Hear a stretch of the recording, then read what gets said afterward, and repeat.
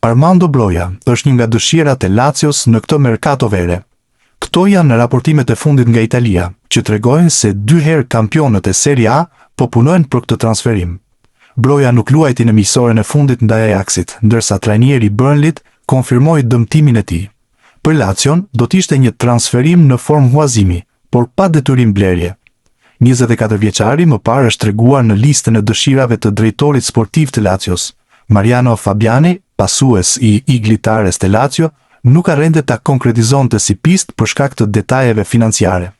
Broja është ende në kohë për kthesën e madhe, dhe për të duket se duhet të largohet nga Anglia.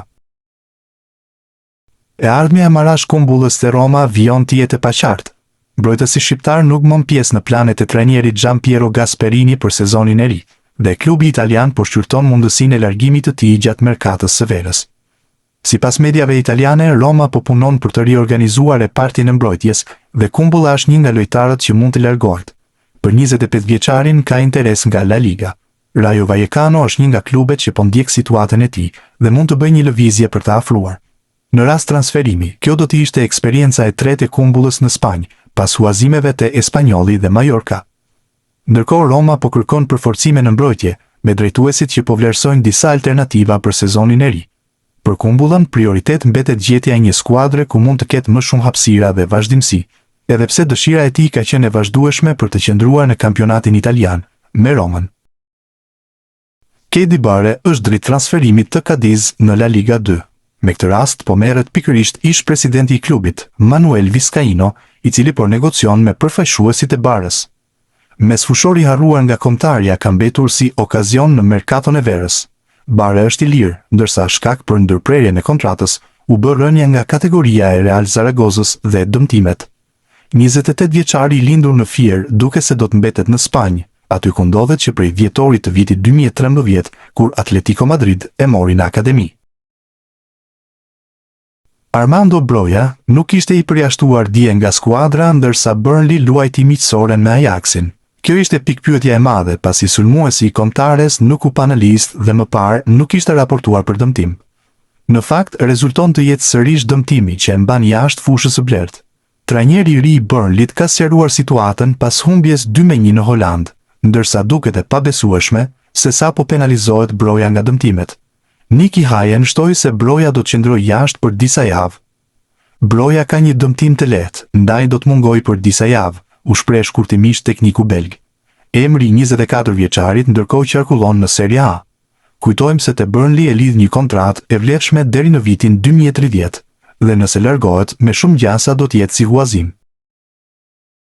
Ernest Muçi është ylli që po tërheq vëmendjen gjatë fazës përgatitore të Trabzonsporit. Taka Gazete, që është pranë klubit turk, i kushton një artikull pikërisht Muçit. Ritmi i lartë dhe performanca në Austri ku po zhvillohet faza përgatitore kanë bërë që të tërheq vëmendjen e trajnerit Fatih Teke, dhe pse do të ketë rivalitet në fazën ofensive, numri 10 nuk do të diskutojë vendin e tij nëse qëndron. Për Muçin kanë qarkulluar disa skuadra deri tani. Bëhet fjalë për kampionatet kryesore të Europës, si Itali, Gjermani dhe Angli. Sot ndërkohë u luajt miqësoria me Frankfurtin, që u fitua me rezultatin 0-3 nga klubi gjerman. Muçi ishte pjesë e lojtarëve që u aktivizuan sapo filloi pjesa e dytë. Peripecitë e Armando Brojës tek Burnley nuk kanë fund. Sulmuesi i kombëtares shqiptare ndonse mori zemër në 2 miqësoret e fundit përballë skuadrave amerikane ku ju dha hapësirë, këtë radhë është zhdukur sërish. Bëhet fjalë për testin e radhës miqësor që Burnley zhvilloi përballë Ajax, sfidë kjo e humbur me rezultatin 2-1. Në këtë përballje Broja nuk rezultoi as i pranishëm në stol, duke dhënë idenë se trajneri i ri i skuadrës, Niki Hajen, ka dyshime për Shkodranin.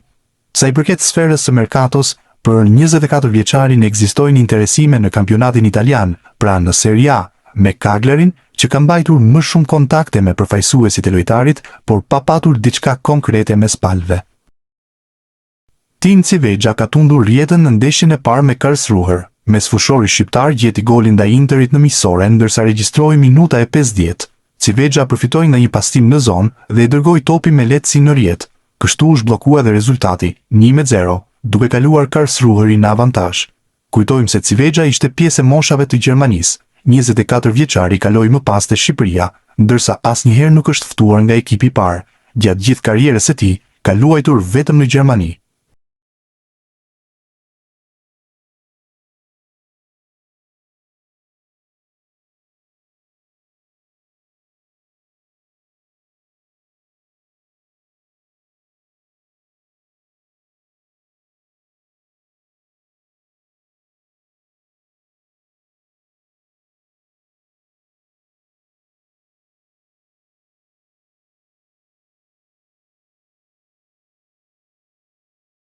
Mirlind Daku e ka nisur me gol sezonin e ri te Rubin Kazan.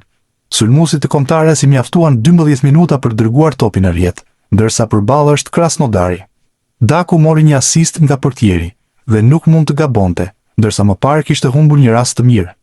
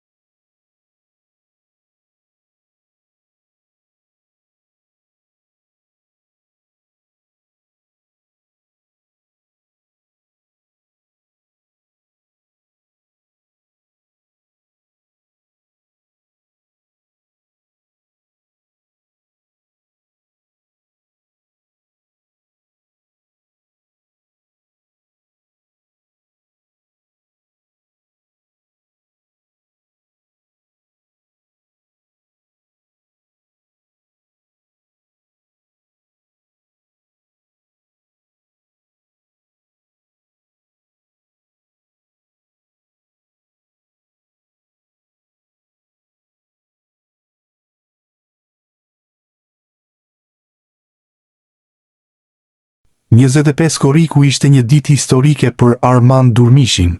Trajneri Luciano Spalletti i aktivizoi si titullar, ndërsa ishte ndeshja e dytë e fazës përgatitore. Këtë herë përballë Bardhezinjve u vendos Standard i Liège. Sulmuesi i Shqipërisë U19 u zëvendësua pas pjesës së parë, njësoj si pjesa tjetër. Panorama Sport ndërkohë ka ndarë 2 video gjatë pjesës së parë. Fillimisht ishte minuta e 10, kur Durmishi goditi me kokë pas harkimit nga këndorja.